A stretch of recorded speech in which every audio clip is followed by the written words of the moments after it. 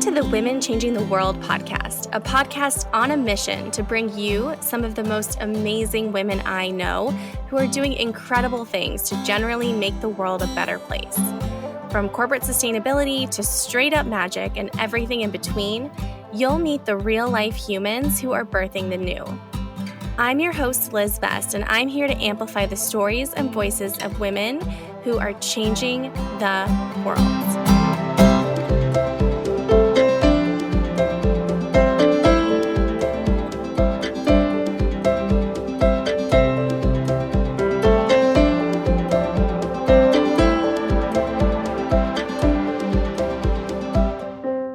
Hello, I am so excited for today's conversation with Emily Empell and Nadine Hare, founding members of Advance Notice.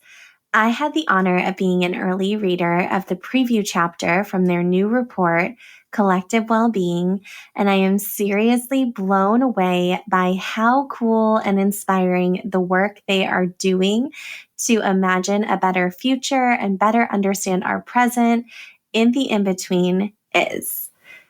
Emily and Nadine are founding members of Advance Notice, a vision studio and dreaming collective.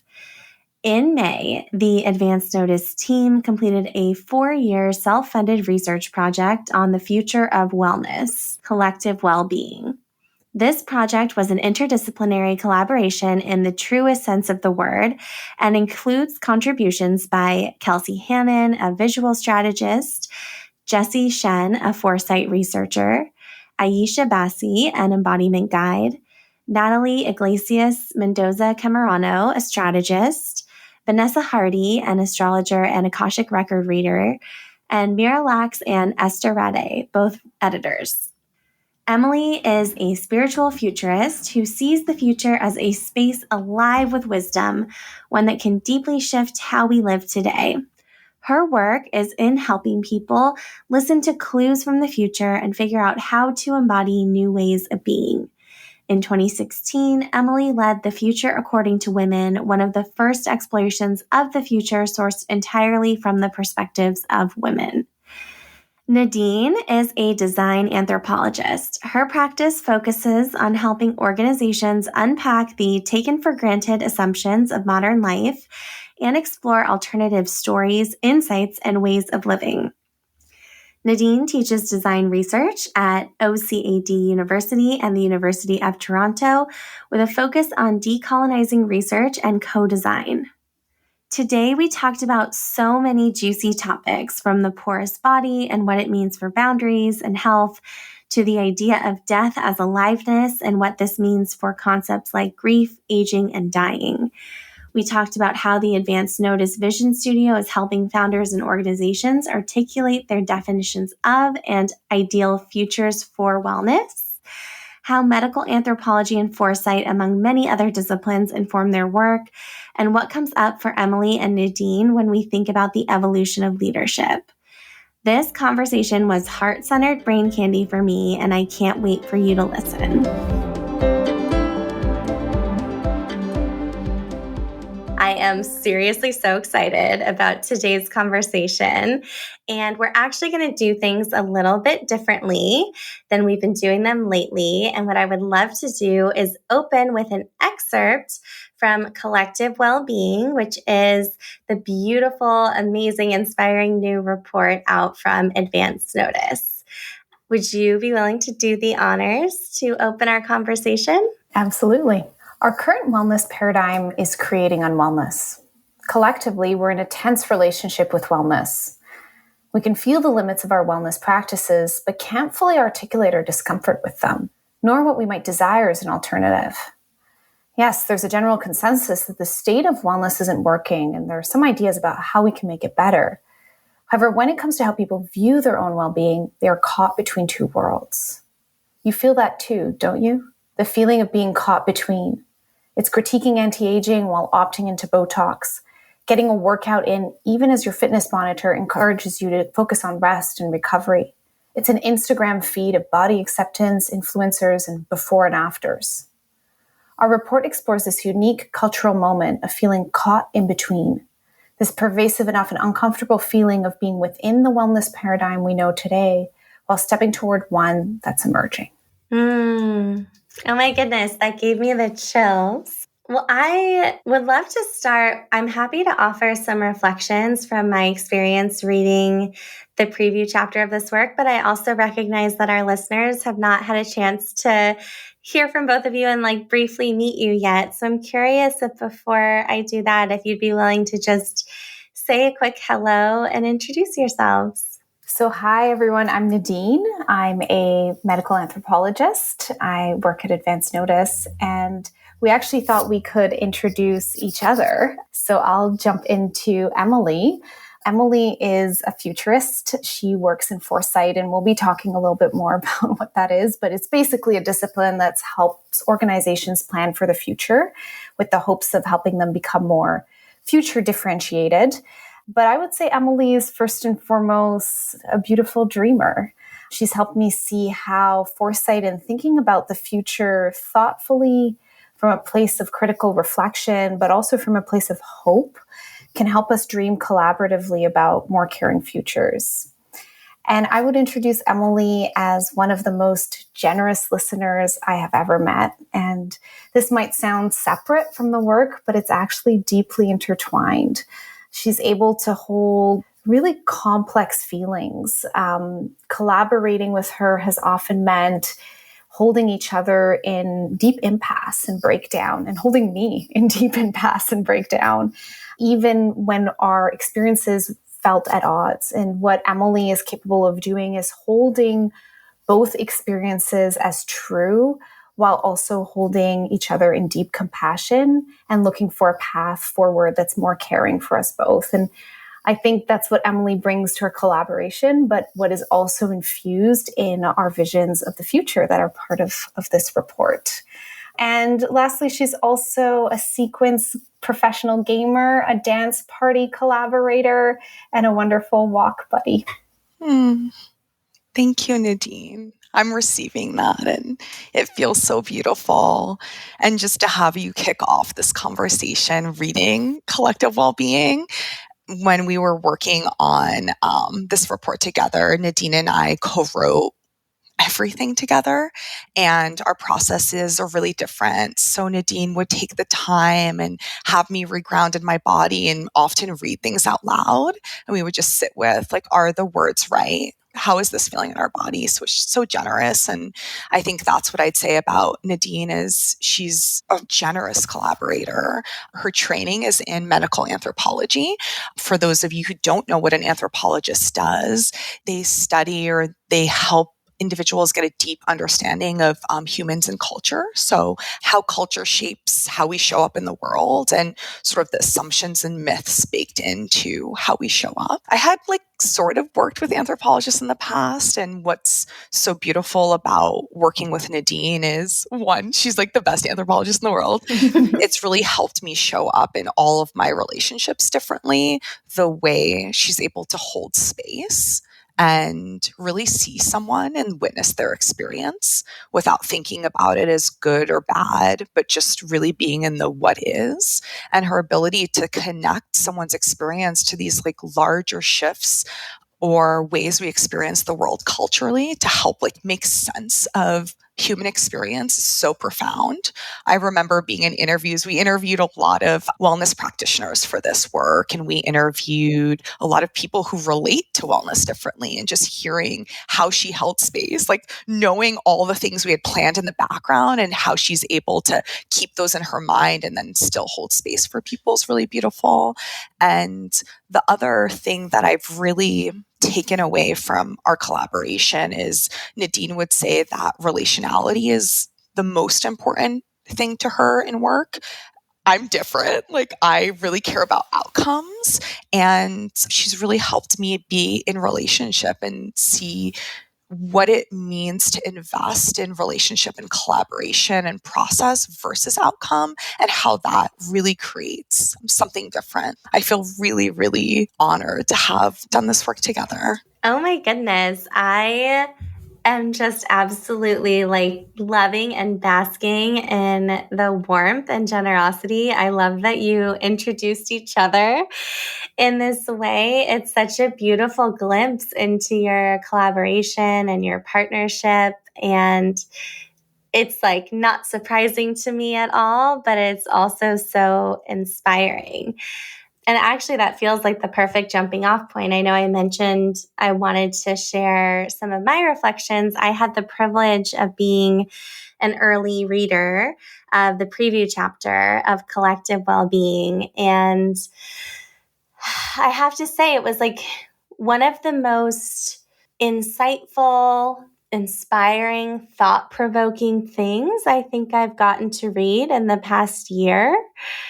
As someone who works in and adjacent to the like broader sustainability space, who also has done work in the wellness space, who thinks about things like climate change and human rights and nature and social justice, I feel like you captured really beautifully and thought-provokingly this moment that we're finding ourselves in. And I think what stood out to me the most about how you're articulating your thinking about the future is, I feel almost silly saying this because I know a lot of our listeners would agree with me. And I also feel like I say it all the time, but like individualism is a lie.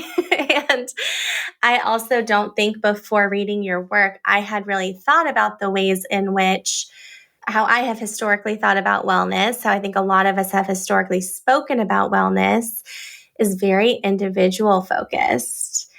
And there are so many ways in which well-being is inherently collective. Like, we are social creatures, we are nature, we are porous, we are impacted by things like microplastics and climate change and heat and all of these things on a day-to-day basis.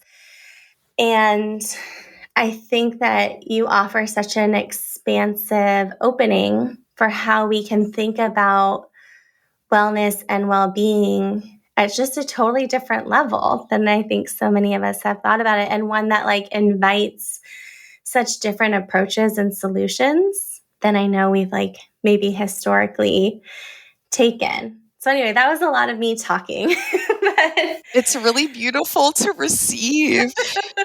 I imagine like you felt this way. A lot of your listeners have felt this way. Like, we've been doing this work for 4 years. So to be in this world that we've built ourselves and then invite others in and really understand like what connects to them, what resonates, what stands out is such a gift. And to your listeners, Liz, like, we didn't know her well. She volunteered to be a pre-reader, and we got such beautiful feedback and felt so seen in your reflections of the work. So thank you. oh, thank you right back. It really was like so fun and such a gift. And I love for people who are listening who are like, okay, you both seem amazing. This report, from what I've heard, already sounds really cool. Like, what is Advance Notice? What is the work that you're doing at Advance Notice? The way that you describe it on your website was like, I was immediately like, oh my God, I have to be friends with them. So I'd love to just open the door for you to share a little bit more about what you're up to and what your vision for your work there is. So Advance Notice is a vision studio and a dreaming collective. That's what we call ourselves, which I know at first it's like, what does that mean? To us, the vision studio part means we're a consulting practice. We work with all sorts of different companies. Sometimes we're working with founders and emerging brands. Sometimes we're working with large organizations, and we're helping them really better understand the future that they want to come into being. So part of that's understanding how the world is changing. So what's changing outside of themselves in the context of the business. I think maybe what we do a little differently is we're also focused on what's happening for people within an organization. What are their desires? What are they feeling? What's going on in the emotional, spiritual realms of the people who make up organizations? And I think our work is around how do you move beyond an intellectual knowing of, I hope the future is more like this, where you know it in your mind, and how do you start to translate that into a practice, into how you show up every day in the work and for one another, for your audience, in the offerings? How do you start to embody your vision in how you live now? So thinking of the future less as a destination and more as a way of being that you can live right now. And so that's the Vision Studio side of things. And then the Dreaming Collective is our version of a think tank, but we always say it's like less of the think mind thing and more about full body knowing. So how do we come into relationship with different topics and spaces and understand them ourselves as a collective? And how can we use the Dreaming Collective as a space to experiment with what it means to practice foresight, what it means to practice design, anthropology, all these different disciplines in collaboration. So collective well-being is actually the first piece of work that we've released through the Dreaming Collective. That was a great summary. We are a collective of many people, so not everyone's here with different expertise or lived experience, movement practitioners, spiritual guides, anthropologists, futurists, so that we can bring a really holistic and embodied experience when we're thinking about what is this future we're designing for, and how can we better design for people's emerging discomforts with today and emerging desires for a different tomorrow. It's so cool. I love hearing about the work that you're doing. And I know that in addition to creating think pieces like this gorgeous report, you also do work with organizations, which you mentioned, Emily. Can you tell me/us a little bit more about what those collaborations to help people and organizations live into their vision? What does that look like? Building off what Emily was saying, we work with people who are interested in being part of building a new future of wellness. So this can be founders or people who are also either in wellness or looking to enter the space of wellness and want to think about how can they do that in a way that's relevant, impactful, and is a longer term strategy that thinks beyond just the current state, just, jumping on the latest bandwagon of saunas, for example, or cold plunges is a great example. So what that means usually is we're working with founders or in larger organizations with people in research and strategy. We're working with innovation, people in innovation, and also people in futures or foresight. And we help them do research. So what are people caring about right now in the space of wellness? For example, Emily was talking about work we did recently on movement. What does movement look like to people right now? What are the spaces they're in? What's missing? And what feels uncomfortable or unresolved in the current state moment of how we know movement, right? Through movement classes or movement platforms. And then starting to explore with people, what might a different future look like where we're meeting people's emerging desires for something else, for this unresolved tension. So we help organizations understand what isn't working now, what's the current state, and what is a vision they might work forward towards with people's hopes and emerging desires in mind. And so we help them also develop their own point of view. There are a lot of people in wellness. Wellness is a very, very busy field and landscape with very little differentiation and very little space for very few people have a concrete or clear point of view on what is their role in wellness. What does wellness mean to them? So a lot of our work is helping organizations align on what is wellness, what is their unique point of view on wellness and why, and then thinking about how do they co-create a future with people themselves to get there. One that's both relevant to them as an organization and to the people that they're serving. It's so interesting to think about because, wellness does mean so many different things to so many different people and organizations, and having that vision and that definition more clear actually helps people feel invested in working and rowing in the same direction. So thank you so much for sharing that and for giving us a little bit more insight. I also know our listeners love knowing what brought you to this moment, what brought you to this work, what brought you to where we find you today. I think we're humans and we love stories about other humans, and would love to invite both of you to really take up space and tell us your stories of how you came to be here in conversation today. For me, I've been a futurist basically since I graduated university, so for over a decade. And I have always known this is what I've meant to be doing. At the same time, something has always felt off. So like holding both things. And I've worked in-house at some large organizations. I led a team at a large consulting firm. And I think like as I was doing Foresight, I was like, like the future is kind of like dead. Like the way we talk about the future is like dead. It lives in a deck. It doesn't live in people's hearts. It's a strategy, but it never comes to life. So I had to leave to kind of do something different. And Advance Notice was sort of born out of that, and in collaboration with all of these amazing people who have been a part of that experience. Collective Wellbeing was our first kind of, I think for all of us, we worked in these large corporations or organizations, and we did kind of like side projects where it's like, ooh, we're really into like researching the future of relationships right now, or I don't know, the future of family. And it was always like on the side. So I think for us, it was like, what it mean to center a project about something we really care about and like build expertise in that space. And for many of us, like we started this project during COVID. We had a really complicated relationship with wellness, with the industry, with what that means for us, with the future.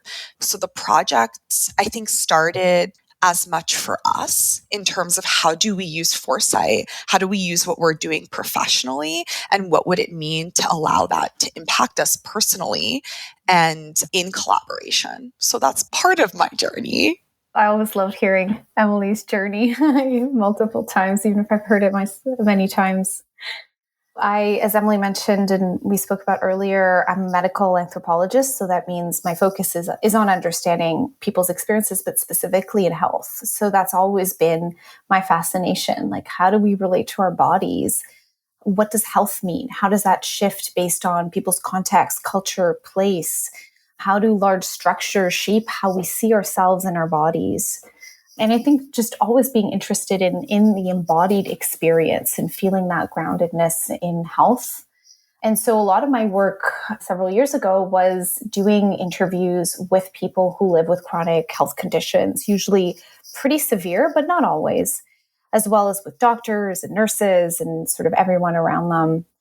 And what became clear to me really quickly is these people were dealing with sort of complex bodily experiences, and the definitions and articulations of wellness that I saw were so disconnected from what people were talking about. People weren't talking about wellness means a light, airy, white background yoga place, right? People were talking about health and well-being in a radically different way. And at the same time, they were feeling like they were constantly failing to be in the right, to do wellness well, right? It was like this failing game. So it was so far from what people were talking to me about, like, I hope I can get out of bed today. If I can go on a walk, like, that's going to be amazing. If I can show up for my partner, that's going to be beautiful. And always feeling like they're failing to be the best self in healthy, right? But I know I need to do this better, and I know I need to do this better. And so just seeing people in this constantly failing game, it became clear to me that there's something deeply wrong with how we've articulated wellness, or that isn't working, or that is maybe no longer relevant. And although maybe it was relevant as a time, it started to see that it no longer serves us, and people are seeking another way to relate to their health. And for myself too, like thinking about how wellness can become and we talk about this in our report, but a really easy trap to constantly trying to optimize, improve, become your best, most controlled self, which is a recipe for feeling like you're failing all the time, or for wanting control over things you can't have control. And so also rethinking about my own relationship to what being healthy means or what wellness means. So I think it was born for me from sort of a disillusionment from how health and wellness have been articulated, and seeing how it's really hasn't served or isn't no longer serving people. And then I think also a disillusionment with how work and collaboration is happening. That was a big thing for me, working in consulting, the speed of things, very often very little space for complex emotions to be part of a process. And so sort of a bet or a desire to want to relate to work differently and relate to creating things differently. And an idea of sort of feeling this disconnect. I'm doing all these things in the space of health, and I feel really unhealthy in my relationship to work, right? I'm advocating to organizations, this is how you promote health and wellness, and I feel completely disconnected in my work with myself and completely burnt out. And so part of collective well-being and advanced notice, for me at least, was to think about what a different future of well-being could be, and also start to embody it in my own relationship to work and to my collaborators like Emily. And as you're saying that, Nadine, I think like what it's also bringing up for me is there's been so many people who have touched this project, like a lot of us. And Nadine and I came together a particular moment in time. And I think what's been born out of our work together is there's like a disillusionment that she sort of mentioned in her relationship to definitions of wellness and well-being and how those come to life.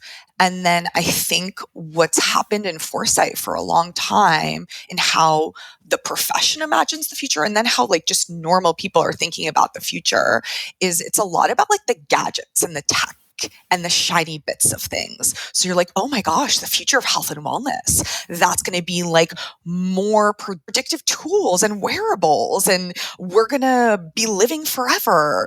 We're going to like fix everything. And I think that what's been so powerful about our work is I've realized working with Nadine is that that's just an actual extension of our assumptions, the myths, the paradigms of the today. So we make them like more glamorous in a way with like technology and this and that. But our work in Foresight and in this project is like, how do we unpack things at like the deepest level in terms of like feelings and myths and assumptions, and think about like, do we actually want this future that everyone's telling us will exist? And in our work, it's like, yeah, no, not always as it relates. And that's been really transformative for us.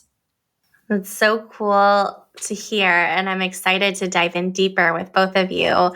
It's just so interesting to hear again how you came to be in this moment. And I definitely want to come back to the topic of collective well-being. I know one of the things that you put a lot of heart and thought into is the different dimensions of how you're thinking about collective well-being in this report and in this work more broadly. What are the different dimensions that you look at when you think about collective well-being? Yeah, in the report, we sort of outlined 6 key dimensions of collective well-being, and specifically the dimensions bring to life exactly what Emily was saying around challenging one of the core myths or taken for granted truths that currently make up our wellness world or our wellness paradigm or worldview. So challenging things we've taken for granted. For example, longevity, the idea that living long is good / is what wellness means. So each dimension challenges one of these key myths and brings forward a different possible future that aligns with people's emerging desires based off the research we've done. In this report, in what's available online, we share one full chapter, one full dimension, which is the porous body. So that specific one is focused on a critique of the concept of control and boundaries in wellness. A lot of our focus in wellness right now is focusing on shoring up protective boundaries of the body. Keep the bad out, bring the good in, right? Keep toxicity out, be clean, have control. And so we ask, what are the pitfalls of this model? especially when, as you were saying, Liz, we're in a world where we are deeply connected. There is no way to remove our connection, right? We are inherently more than human as we are human at the same time. And then what might a different future look like? So that's one of the dimensions. An example of another dimension is we critique metaphors of war. Health and wellness right now is really imbued with a lot of metaphors of war. Think of how we speak of cancer, right? We speak of threat. We speak of annihilating the enemy. And we think about that in many spheres socially as well. So what might a different future where we're not so focused on battle and eradicating this perceived enemy look like? Perhaps one where we're living with the other and an ongoing negotiation. We also speak about one of the dimensions is critiquing optimization. And we were talking about this earlier, just this consistent focus on growth and wanting to grow, be better. And in that, our bodies become problems because our bodies are deteriorating. That is aging. Our bodies, there is decline, right? So we were in this no-sum losing game with ourselves of constantly trying to optimize the body. So what might a different future, a future in collective well-being where we're challenging this constant desire for optimization, what could that look like? So we go into depth in the 6 themes or dimensions, but in what's available online, we've sort of shared publicly the first one, the porous body, for people to experience a little bit of what the work looks like. Thank you so much for that preview. And I'd love to hear which theme or themes from within the report resonates most with you at an individual level when you think about, I'm sure like it's hard to pick favorites and that there may be some that feel closer to home than others. It is hard. The way we work it's taken us a while to actually put this out because we can't really do the work without coming into deep relationship with each of the dimensions. We have to like feel it in our body before we can talk about it per se. But the one that I personally spent the most time with that's really impacted how I show up for myself, how I show up for my community, we have a theme that's called Death as Aliveness. And that is the critique of longevity. So the idea that we always need to be fighting aging, fighting grief, decline. And I felt that like honestly on a lot of different levels. I think part of this work has been learning what it means to be in discomfort and what it means to hold that in myself as not a problem, not something that needs to be solved or rushed through, but something I can just be in. And through that experience of holding it in myself, I've been able to show up really differently for in my relationships. So I know that there's like a common thing if you have someone in your community and someone dies in their life, it's like, oh my God, I don't know if I'm going to say the right thing. And I feel like this work has really taught me what it means to just show up in those moments. So that's part of it. And then the other thing is this idea of the aging body, of knowing that the body's aging and always changing. That's impacted how I think about aging myself and my body. And I hurt my feet a few years ago. I broke one of my feet and then sprained my other one. And it's been really interesting to like be in these themes and recovery because my feet are really different. And I think before this work, I would have been like, oh my God, I have to solve this. They have to like get better. I'm not doing enough. And this has just taught me to be with what is in my body and that my body isn't doing anything wrong. And this is okay. It's okay to feel discomfort in the body.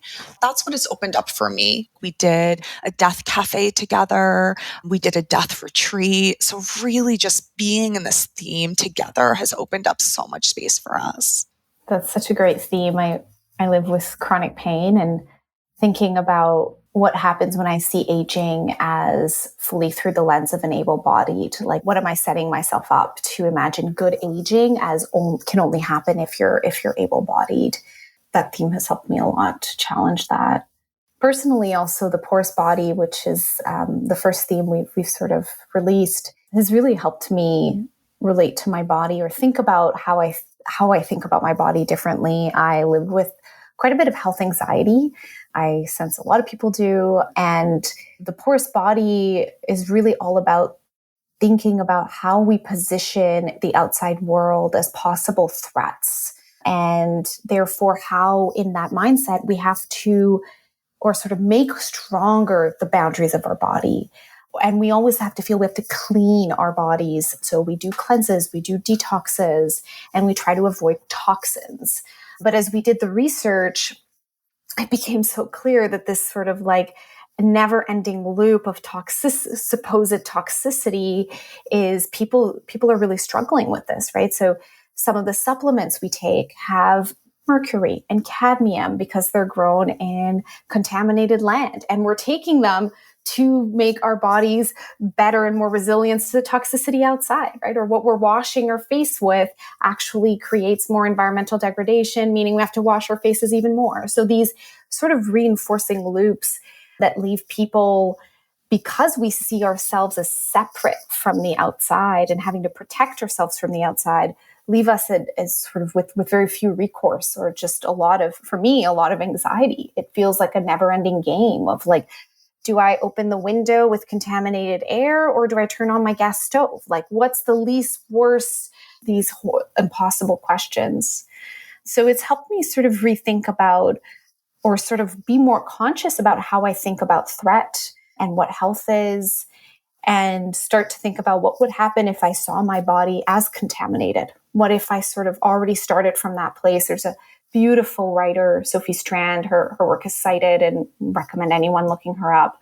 But she speaks about against cleanliness and imagining, what if we were complex, contaminated beings? What could that allow? And I think within that, it's also helped me reframe boundaries in interpersonal relationships. I've been in therapy for a very long time. And a lot of that has been thinking about, how do you put more protective boundaries and a lack of boundaries? And that work is really important.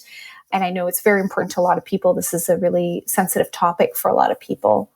And what we also started seeing is what might it mean to be in relationship outside of just, I need to protect myself from toxic people or toxic relationships. What happens when we approach relationality that way? And even in my personal relationships, feeling like things are a bit more nuanced and complex than that. And sometimes you actually need to give to be able to open up space to receive. And sometimes toxicity is interlaced in multiple things. And sometimes, what if we sort of approached boundaries and interrelationship not from this place of keep the bad out to protect myself?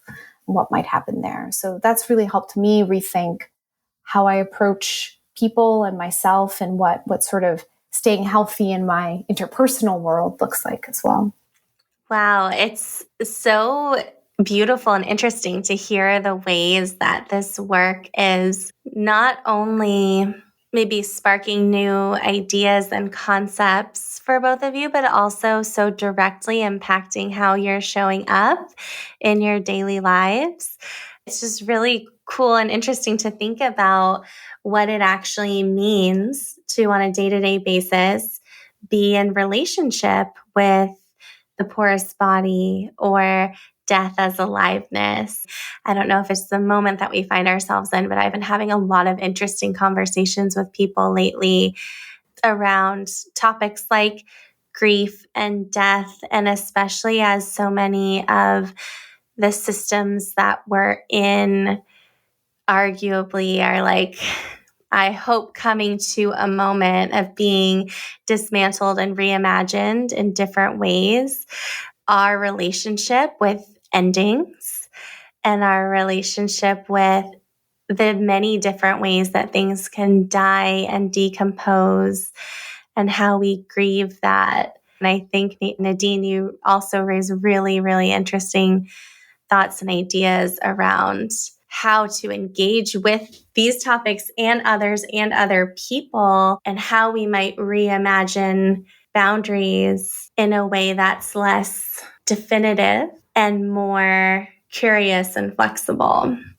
And less isolating. I think a lot of what we're talking about in collective well-being is wellness And sort of where you started, Liz, is wellness in its current iteration is very focused on the individual and leaves us feeling often very isolated and disconnected. And so what might collective well-being lens on it look like to boundaries, for example? Absolutely. I hope you are enjoying this episode. I wanted to jump in here and let you know that we are hosting our next free Girls Club Collective Community Power Hour on Wednesday, November 20th at 9 a.m. Pacific, 12 p.m. Eastern. If you are craving connection with like-hearted leaders and founders in sustainability, social impact, and/or ESG, please believe me when I say that this is the room that you want to be in. We're co-hosting with the Now Work, and our focus will be on our vision for a new economy.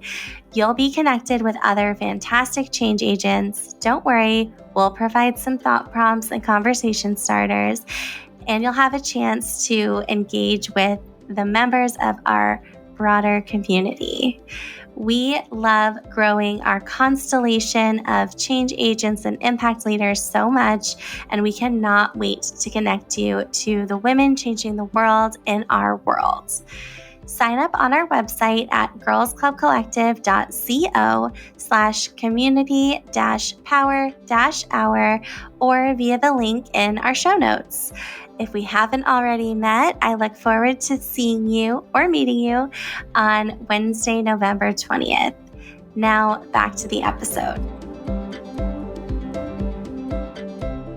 Well, that feels like a perfect invitation to talk about this idea of well-being, which is a big focus of a lot of the conversations we have here on the podcast in different ways and different dimensions. I feel like so many of our guests are working in different pockets of cultivating and creating more wellness and more well-being. What do you think those of us who are leaders, who care a lot about our shared future and healing, what can we do to cultivate more collective well-being? I think a starting point, or at least what we found in our work, is to really get what are the ways that perhaps you're holding on to old paradigms and old assumptions. Like, how are those perhaps showing up in the work and your ways of being? So I think starting there, I think that's part of like what we've tried to do in our work is give people a clear, like, this is the current moment and here are some of the limits to that. And here's what might be emerging instead. So I think there is a bit of accountability of sitting in like the uncomfortable in between and being like, yeah, I feel a tension. Like I feel really uncomfortable with the idea of dying. And I don't want to live in the future where everything's like so hyper-focused on longevity. It makes me feel like death, illness, grief is a problem. What does it mean to relate to that space differently? So I think that's part of it, is being in that tension and not necessarily trying to resolve it, but just being in the feeling and starting to consider what might be possible instead. We've done our best to try to bring that to life, because sometimes imagining what could be next is really hard, to not have it just feel like this utopia that feels really inaccessible, or like all this stuff has to happen in the failing systems. Like, what does it mean to start in our own bodies, in our own relationships and communities, and work from that place? Yeah, I think just building off of that, Emily, sort of taking an honest look at when you're talking about health and well-being, either with yourself and as an organization, for your employees, are you reinscribing it as an individual thing that's located in a body? And does it require people to be in constant active pursuit and work? Those are sort of the two components of what we see of the current paradigm and what's failing, what isn't working anymore, what isn't serving us from it. And sort of sitting honestly with how that shows up in many ways in organizations, in your own life, in your relationship with other people. And then from that place, opening up space to think about what might look different, what could emerge, what would be allowed if we were to challenge some of those foundational truths, as we've been talking about, or myths that we've taken so much for granted in how we speak about health and wellness today. And I think one of the things that we deeply believe and we've experienced is that there is wellness within unwellness. You can be grieving, you can have an injury, you can have a chronic illness, you can be in a bad relationship, and you could still be well in that space. So I think coming in with that perspective is a really interesting starting point to be thinking about well-being within different contexts. It's so interesting. I find in life and work, every time I notice a polarity, how much room is there for the truth to be in the gray or in the both? And that's what I hear in these invitations as well. Absolutely. Love that. Yeah, there's a real sort of, one of the chapters we're exploring is what my plural ways of knowing and sort of sitting with the both versus the bad, good, the right, wrong look like as part of collective well-being. So I think that's spot on, Liz. Oh, thank you. The other big topic I wanted to get into with both of you is leadership, which has been such a big theme on the podcast this season and is just an ongoing theme in my life and work. I'm always so inspired by other people's definitions of what leadership means to them right now. And so I'm so curious to ask both of you, when you think about leadership in this moment, what does leadership mean to you? It's interesting. I'm noticing, like, as you ask that question, like, I feel a little uncomfortable in my body. So just naming that, I honor that leadership is something people want to think about and the intention in that space. I think I'm becoming less comfortable with the idea or the thought of leadership. And I think, like, the areas that I'm curious about is what does it mean to reframe that as maybe what it means to be in service, what it means to be receiving, witnessing, holding space for. I think those are really interesting questions, is maybe less about leading, which I think, I don't know like the etymology or anything, but something about that to me feels like being out ahead and pulling along. I think it's really interesting to think about being in relationship and being together and co-defining that, and it not being so linear, it being spiralic and always changing and evolving in community. What I'm really interested right now is thinking about relationality and what do transformational relationships look like with individuals, with communities. I think a lot of our world is, and a lot of parts of therapy are focused on getting us to functional relationships, which is good and important. And a lot of what I've been thinking about is like functional within a system that still doesn't serve us. So what if relationship was the space for possible transformation, and what could transformational relationships look like? And for me, that's meant a lot of taking steps back and looking in to look out differently. Again, a lot of opening up space for other people. So my honest answer is I don't know what leadership is. I don't know if it needs to be redefined. I don't know if it's the right term. I don't know if it's all of those things at once. But I think that's more my interest has been around that. How do we be in relationship differently? And that being deeply, when we can do it from a place deeply radical for change. Like I actually do see that as a space of deep change. Adrienne Maree Brown writes a lot about this, that like, I can see you nodding, Liz, like, that we're doing all this work for change and then our relationships aren't working and that's why it's not growing. So perhaps if I was to say what leadership is, maybe it's that sort of deep interpersonal transformation that's possible when you sit with someone from a place of complexity and love. I really appreciate hearing how both of you are thinking about this. It's so interesting to me because so much of what you mentioned, Emily, is so much of what we do inside Girls Club Collective in terms of thinking about feminine leadership, which I'm increasingly curious about whether feminine is the right descriptor for this type of leadership. But what does it look like to have leadership where being a leader is listening, is being in touch with your intuition, is being in relationship, is asking for help, is not having all the answers, is witnessing and creating space for that deep healing work and interpersonal transformation.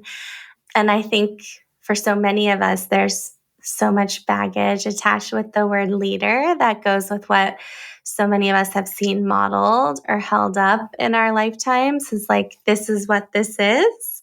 But I think so much of what we need right now in this moment, and I'm so inspired by Adrienne Maree Brown's work too, Nadine, is like one of the things that she writes is like small is all, right? Like what do the small day-to-day steps look like to bring that different future into our reality, which I know is so much of the work that you both are doing too. I love that reflection. And yeah, I think as you say that, like maybe there is something with the idea of leader being a single person. That's like typically how you think about it. That feels like it's being challenged, and it's beautiful to hear how that's being challenged within Girls Club Collective. And I imagine there's other spaces where that's being talked about. And I think that's so important. And I wonder what movement, what shifts, what activism looks like when you don't like think about an organization or this or that and like a person, and it's more around like an energy, a value system. I think that's where there's shared like ownership and shared moving towards some sort of like collective vision, which is, there's something really special there. Totally. It's like, how do we ignite and regeneratively power a movement as opposed to thinking about leadership as one person out in front dragging or inspiring everyone behind them. Well, I'd love to know for people who are listening and are curious to know more about both of you and your work, the first question I want to ask is, what comes next for Advance Notice? What are you working on, excited about, looking forward to? Oh my God. We're like taking a bit of an exhale right now after birthing anything new. I feel like it's just we did it. Thank God.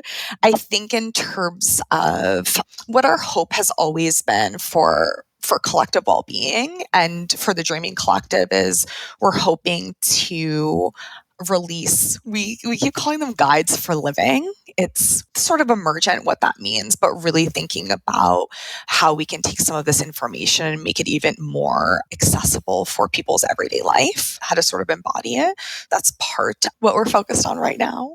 We're also really excited to talk about this work, like even being, this is our first podcast that we've done related to collective well-being. It feels really special to move outside of the close collaborations that we've had over the past few years and start to talk about it. So I think that's part of it as well.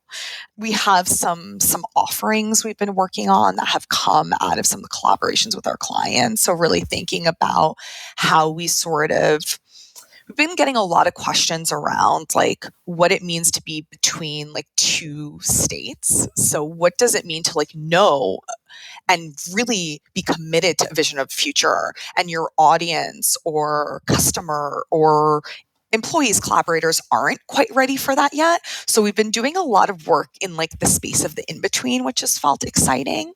I think we're also, we want to sort of excited to hear from the community about what they're excited about. We launched Collective Wellbeing not too long ago, so we're still getting just, the first reactions from it and seeing what's resonating with people, what isn't resonating, what people are really excited about, to also direct what comes next from the Dreaming Collective and what we write about and how we integrate that work in the Vision Studio and the consulting work we're doing. We're speaking with some really great organizations on possible collaborations. So seeing how we bring that work into the work we do there.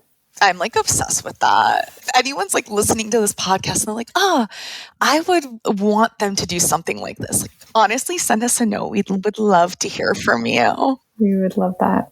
Totally. Well, I hope you both know I also am like, I can't wait to bring some of this work inside GCC. I feel like we still have a conversation to have about. I'm so intrigued in particular, both collective well-being, but also this question of being in the in-between is something that, as you said that, I'm like, I've had so many conversations on that just this week about, for those of us working in the impact space, how this space is evolving and how those of us who do this work are increasingly questioning, especially people who are working for corporations, but not only people working for corporations, how we're questioning, like, how do you operate within a context that is like maybe inherently not designed for impact or not designed for the outcomes that we're personally so invested in? And how do you hold a vision for a better future and a strong sense of purpose while also operating in a context that was maybe not set up in alignment with those things? So anyway, much more to talk about there, but that is the work. Yeah. Exciting and hard work in a good way. Totally. Well, we'll include links to all the things in the show notes, and I definitely strongly encourage anyone listening whose brain is tickled to get in touch. But what's the best way and places for people who are like, oh my gosh, I'm obsessed with this. I love this. I want more. Where should they find you, follow along with this journey? Well, first, if someone is obsessed, we are so excited. We welcome you. You can check out our website, advancednotice.co. There you'll find the Collective Wellbeing preview chapter. So that's a download. We also have a LinkedIn page. So you can find us Advanced Notice on LinkedIn. On Instagram, we're at advanced.notice. And we have a newsletter. So you can sign up for the newsletter on our website. Yay. I cannot wait to hear about the ripples from this conversation. And I so appreciate both of you for being willing to come on the show and talk about your magic. It's been so much fun. Thank you, Liz. Thank you. Feels really beautiful to be received in this way. Thank you so much for tuning into this episode of the Women Changing the World podcast. Please rate and review the podcast wherever you're currently listening to it, and don't forget to subscribe for future episodes. You can find me on Instagram at liz.best, that's lis.best, and you can find Girls Club Collective at girls_club_collective. You can also find us on LinkedIn by searching for Liz Best, that's my name, LASBEST, and Girls Club Collective. Join our mail list by visiting the Girls Club Collective homepage and scrolling down to the bottom.